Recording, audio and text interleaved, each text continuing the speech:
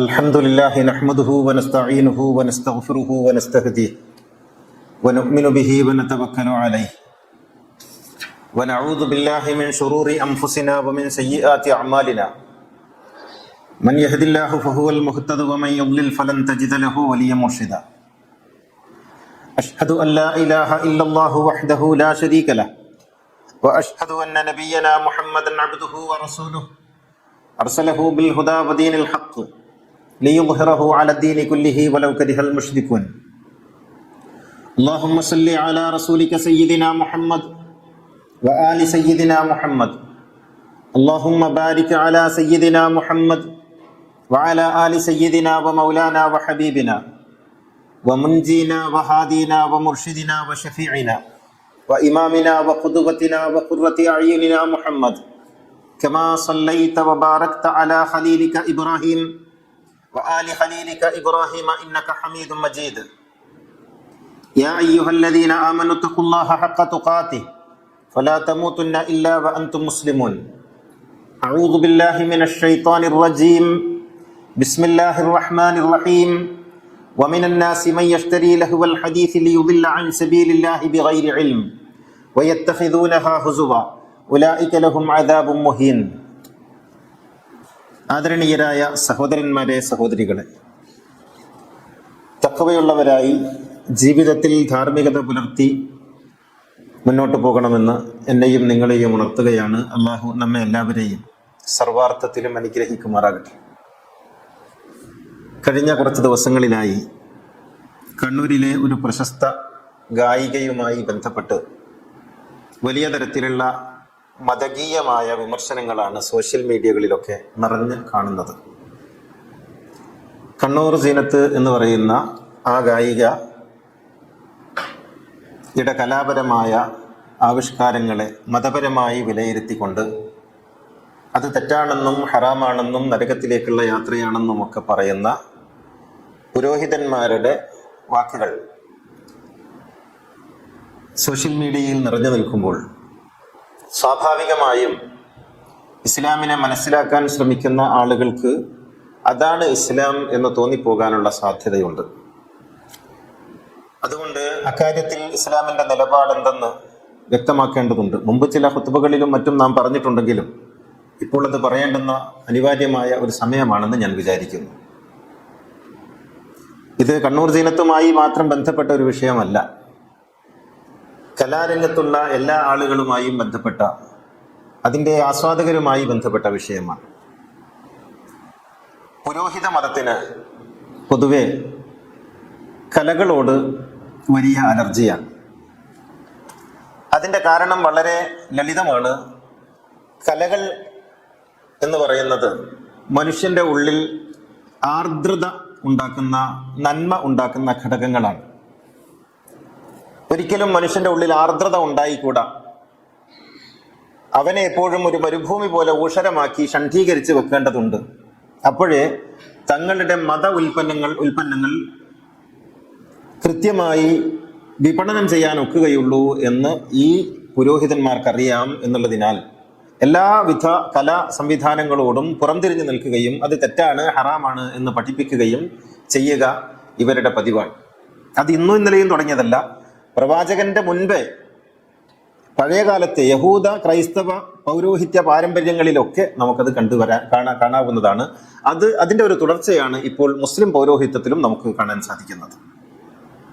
യഥാർത്ഥത്തിൽ പാട്ട് അത്ര മോശപ്പെട്ട ഒരു സംഗതിയാണോ? കലയുടെ വ്യത്യസ്തങ്ങളായ അടരുകളുണ്ട്. അതിൽ ഒരടരാണ് പാട്ട് എന്ന് പറയുന്ന മേഖല.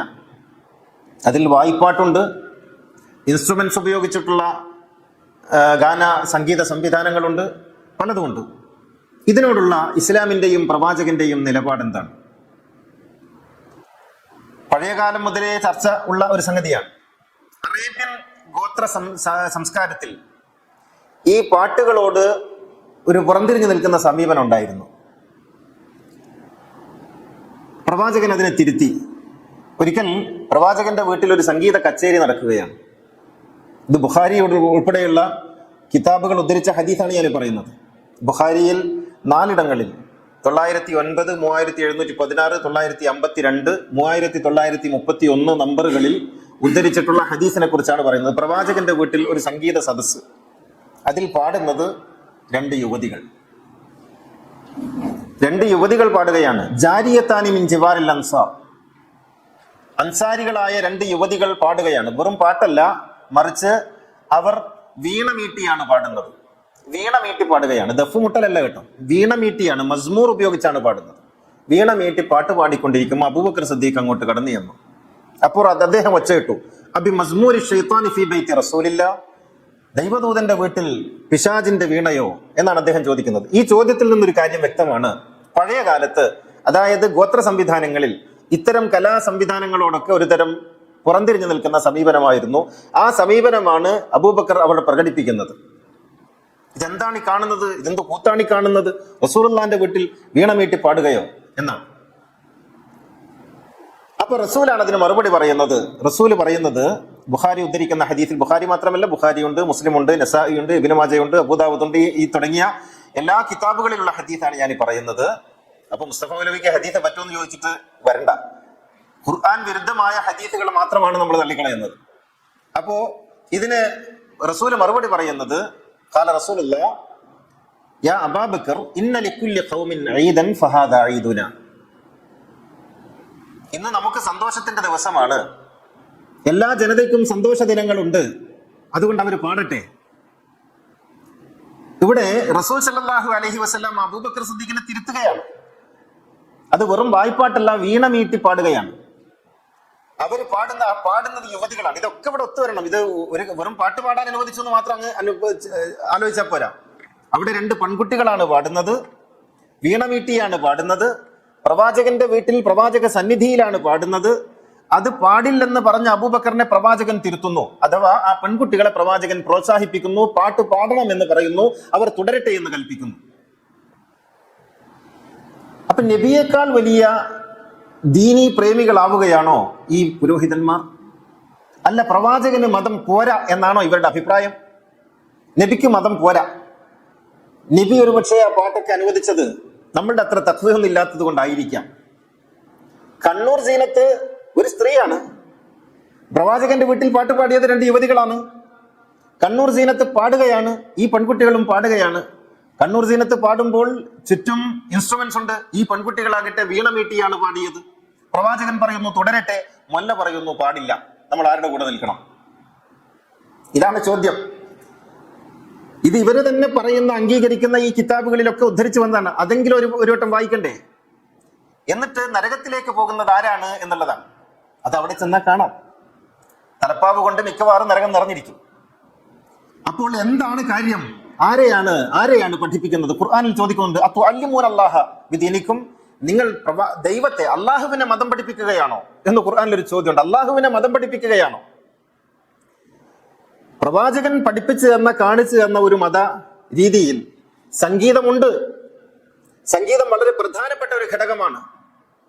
ഇബ്നു ഹസ്ം ഇതുമായി ബന്ധപ്പെട്ട് പറയുന്നത് നോക്കൂ. അദ്ദേഹം പറയുന്നു, ലം യരിദ് അയ്യു ഹദീസിൻ സഹീഹിൻ ഫീ തഹ്രീമിൽ ഗന്നാഇ അലൽ ഇത്ലാഖ്. സംഗീതം ഹറാമാണ് എന്ന് പറയുന്ന സഹീഹായ ഒരു ഹദീസും ഇല്ല. സംഗീതം ഹറാമാണെന്ന് പറയുന്ന സഹീഹായ ഒരു ഹദീസും ഇല്ല. ഫബിദാലിക ഫഇന്നൽ ഗന്നാഅ മാ ഹുവ ഇല്ലാ കലാമൻ. സംഗീതം എന്ന് പറയുന്നത് വാക്കുകളുടെ ഒരു പ്രത്യേകമായ സംവിധാനങ്ങളാണ്. ഫഹുസ്നുഹു ഹുസ്നുൻ, അത് നല്ലതാണെങ്കിൽ നല്ലത്. വഖബീഹുഹു ഖബീഹുൻ, ആ വാക്കുകൾ ചീത്തയാണെങ്കിൽ ചീത്ത. വഅന്നൽ അസ്ല ഹില്ലുൽ ഗന്നാ, അതിനാൽ മതത്തിൽ അടിസ്ഥാനം പാട്ട് അനുവദനീയമാണ് എന്നുള്ളതാണ്, സംഗീതം അനുവദനീയമാണ് എന്നുള്ളതാണ്. ബിദലീലി അന്ന റസൂൽ ലം യൻഹ അൻ സിമാഇഹി, പ്രവാചകൻ സംഗീതം ആസ്വദിക്കാൻ പാടില്ല എന്നൊരിക്കൽ പോലും പറഞ്ഞിട്ടില്ല. ഇബ്നു ഹസ്ം പറയുകയാണ്, ഒരിക്കൽ പോലും പ്രവാചകൻ സംഗീതം ആസ്വദിക്കരുതെന്ന് പറഞ്ഞിട്ടില്ല.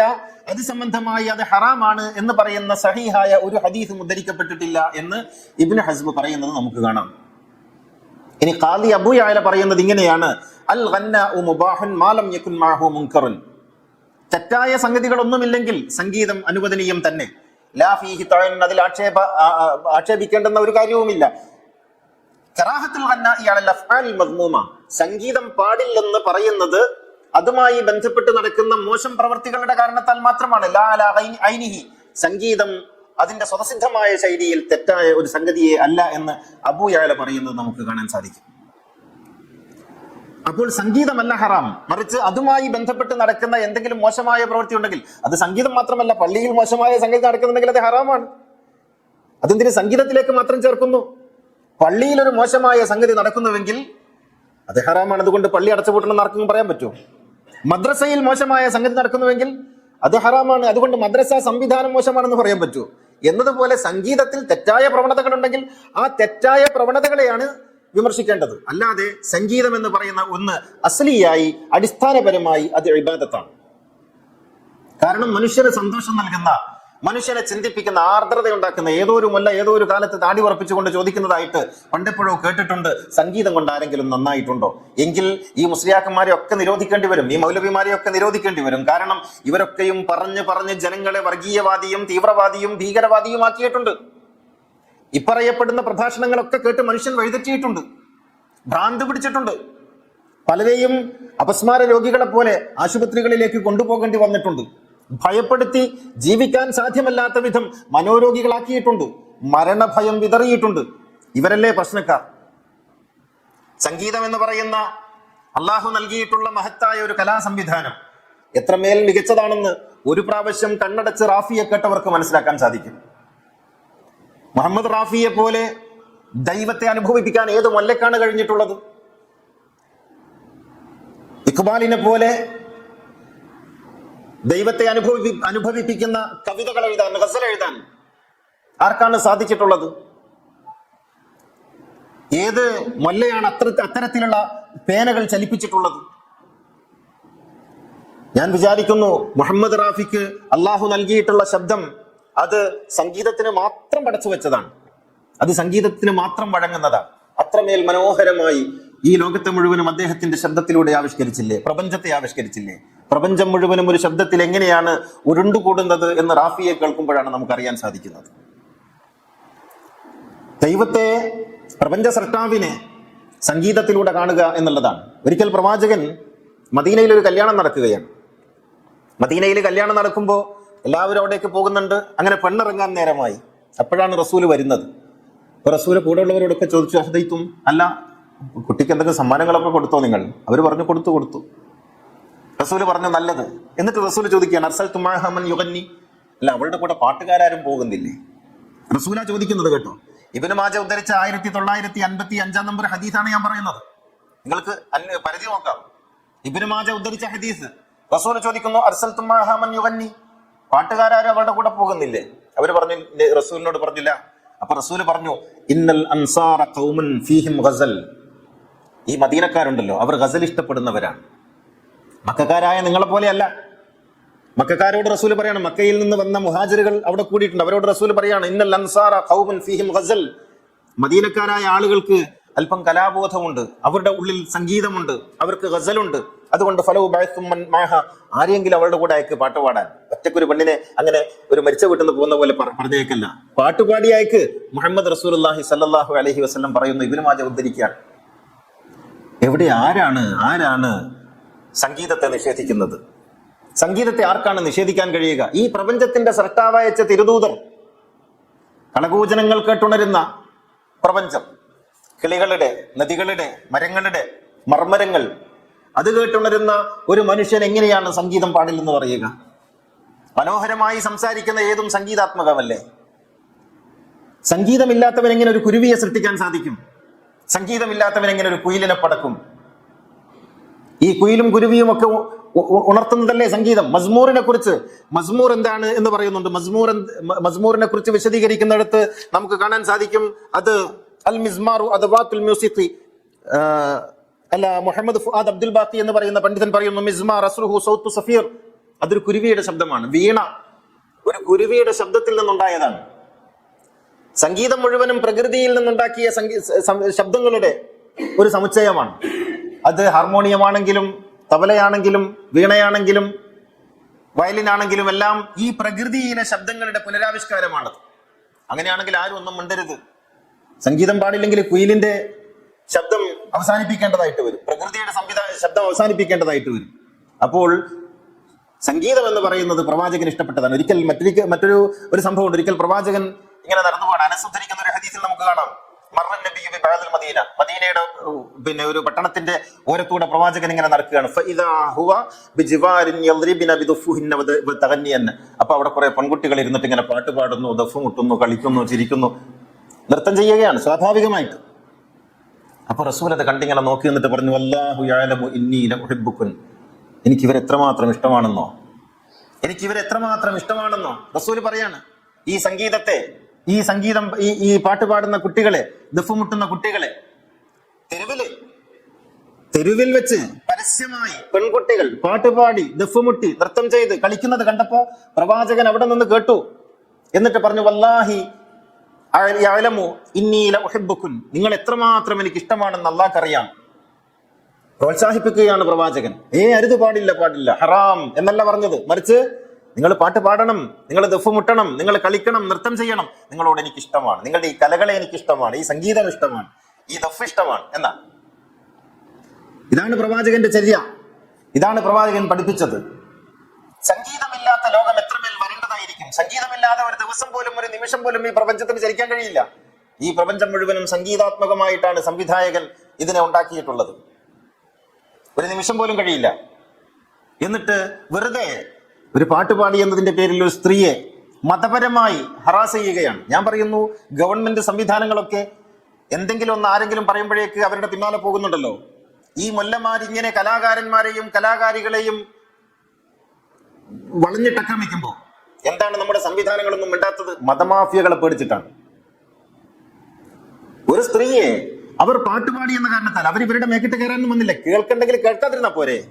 കണ്ണൂർ സീനത്ത് പാടുമ്പോൾ അരോചകം തോന്നുന്നവർക്ക്, ആഭാസം തോന്നുന്നവർക്ക്, അത് കാണുമ്പോൾ വികാരം തോന്നുന്നവർക്ക് കേൾക്കാതിരുന്നാ പോരെ.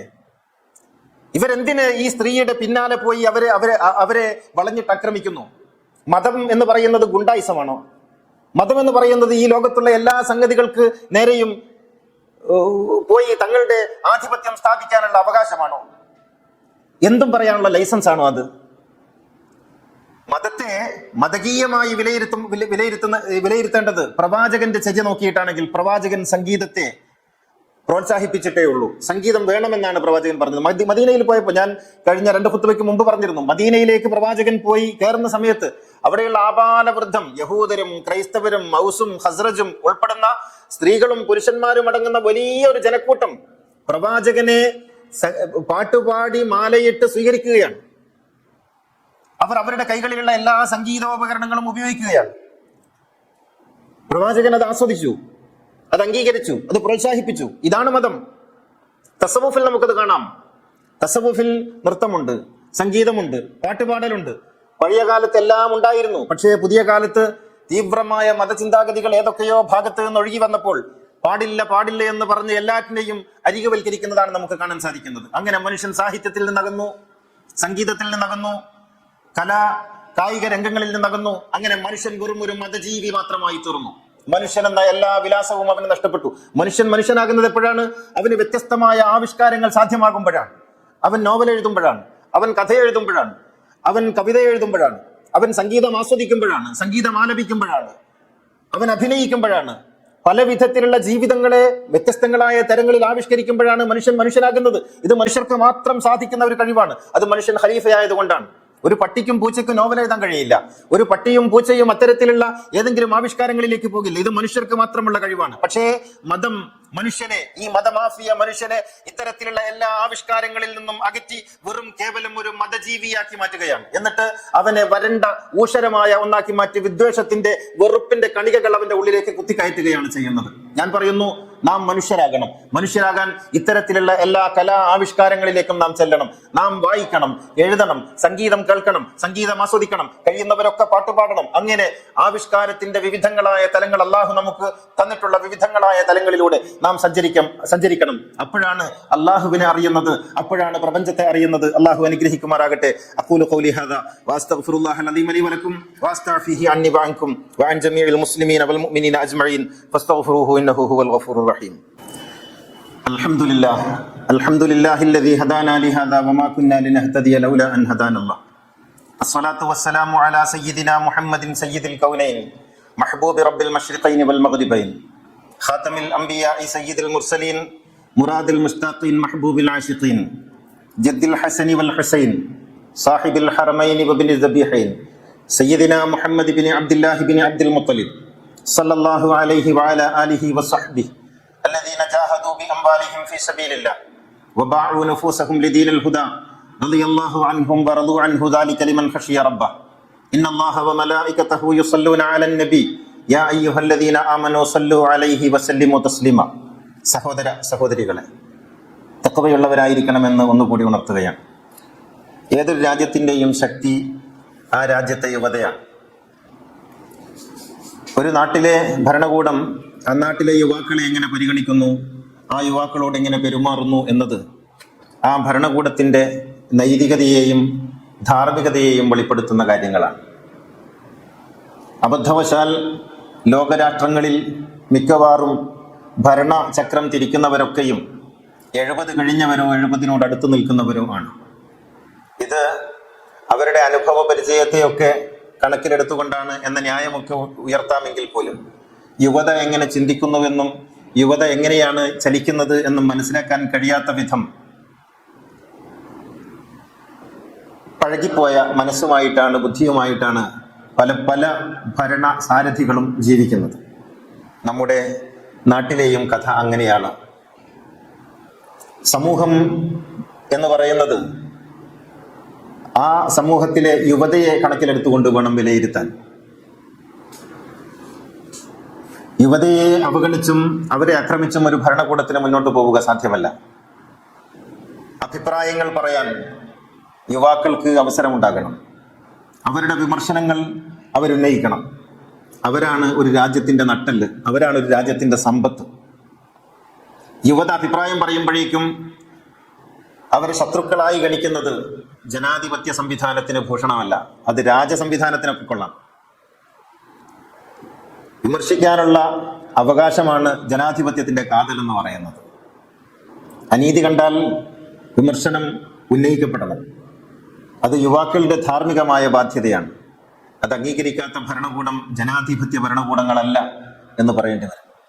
തീർച്ചയായും ഡൽഹിയിൽ ഇപ്പോൾ നടക്കുന്ന കോലാഹലങ്ങൾ ശുഭസൂചകമാണ് എന്നാണ് ഞാൻ വിചാരിക്കുന്നത്. ഒരു സമൂഹത്തിൻ്റെ ഉണർവ് നമുക്കവിടെ കാണാൻ സാധിക്കും. യുവത ഉണരുന്നു എന്നതിനർത്ഥം നാടുണരുന്നു എന്നാണ്, സമൂഹം ഉണരുന്നു എന്നാണ്, ഒരു സമൂഹത്തിന് ശരിയായ ദിശ തെളിഞ്ഞു വരുന്നു എന്നാണ്. തീർച്ചയായും ഇത് ശുഭസൂചകമാണ്.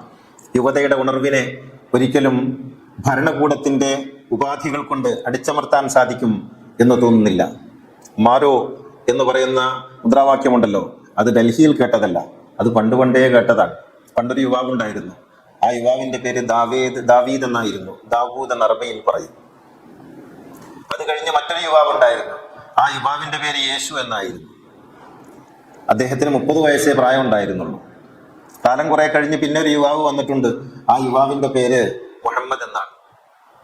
പിന്നെയും നമുക്ക് അനേകം യുവാക്കളെ കാണാം. വിവേകാനന്ദനായി, സഹോദരൻ അയ്യപ്പനായി, വാഗ്ഭടാനന്ദ ഗുരുവായി, ഇങ്ങനെ പല യുവാക്കളും കടന്നു വന്നിട്ടുണ്ട് പലരും. അത് കുറെ അങ്ങോട്ട് പോകുമ്പോൾ അയാളുടെ പേര് ചെഗുവേര എന്നായിരിക്കും. കുറച്ചും കൂടി അപ്പുറം പോകുമ്പോൾ ആ യുവാവിൻ്റെ പേര് ഹുസൈൻ എന്നായിരിക്കും. യുവാക്കൾ അങ്ങനെയാണ്. മർദ്ദിച്ചൊതുക്കാനൊന്നും ആർക്കും കഴിയില്ല. ഭരണകൂടം നേരത്തെ ഈ വിവേകത്തിലെത്തിയാൽ അവർക്ക് അത്രയും നല്ലത്. തീർച്ചയായും ജന്തർ മന്ദറിൽ പ്രതിഷേധിക്കുന്ന, ഡൽഹിയിൽ പ്രതിഷേധിക്കുന്ന, രാജ്യത്തിൻ്റെ നാനാഭാഗങ്ങളിലും പ്രതിഷേധിക്കുന്ന യുവതയോട് നാം ഐക്യപ്പെടുന്നു. അള്ളാഹു അനുഗ്രഹിക്കുമാറാകട്ടെ. اللهم اغفر للمؤمنين والمؤمنات والمسلمين والمسلمات الأحياء منهم والأموات إنك مجيب الدعوات وقاضي الحاجات طيب ثراهم واجعل الجنة مأواهم ربنا آتنا في الدنيا حسنة وفي الآخرة حسنة وقنا عذاب النار ربنا تقبل منا إنك أنت السميع العليم وتب علينا إنك أنت التواب الرحيم وآخر الدعاء الحمد لله.